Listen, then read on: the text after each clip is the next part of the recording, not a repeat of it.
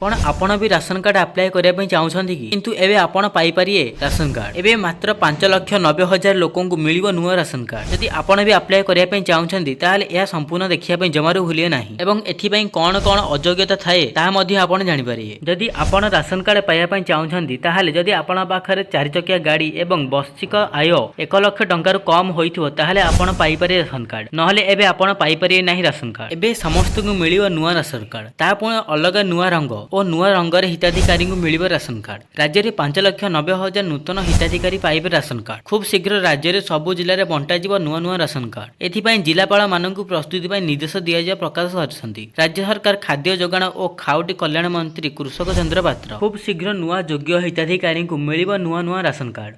तेबे बदलिबो ration card रूप और रंग आउ नुआ ढंगरे बंटा जिवो एही नुआ राशन कार्ड। राज्य में आवेदन करथिबा हिताधिकारी मध्यरु 5,90,000 योग्य हिताधिकारी को खूब शीघ्र मिलिबो एही नुआ राशन कार्ड। पूर्वरु सरकार अमलर आवेदन करथिबा योग्य हिताधिकारी को आउ अपेक्षा करिया पई पड़िबो नाही बोली राज्य खाद्य जोगाण और खाउटी कल्याण मंत्री कृषक चंद्र पात्र प्रकाश करछंती। तेबे एहा मध्य पाटल खोला जाई अछि एवं नुआ आवेदनकारी माने आवेदन करि परिबे। जे हिताधिकारी केवाईसी होई पारि नाही और आवेदनकारी कथा मध्य समाधान कराजिबो। एप्रिल 22 तारिख सुधा छापिया को जिलापाल मानकु निर्देश दिया सारी। मुख्यमंत्री मोहन चरण माझी हाथ में ढेंकानाल एही नुआ राशन कार्ड बंटन कार्य शुभारंभ करा जाई राज्यव्यापी एककालीन बंटन कराजिबो बोली मंत्री कृषक चंद्र प्रकाश कहिसथि। हिताधिकारी को मिलिबो नुआ राशन कार्ड।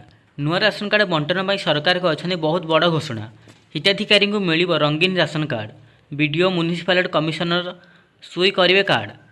20 एप्रिल सुधा नुआ राशन कार्ड प्रस्तुत करिवे। ब्लॉक और यूरिया बेल अधिकारी हिताधिकारी राशन कार्ड बंटन करेंगे।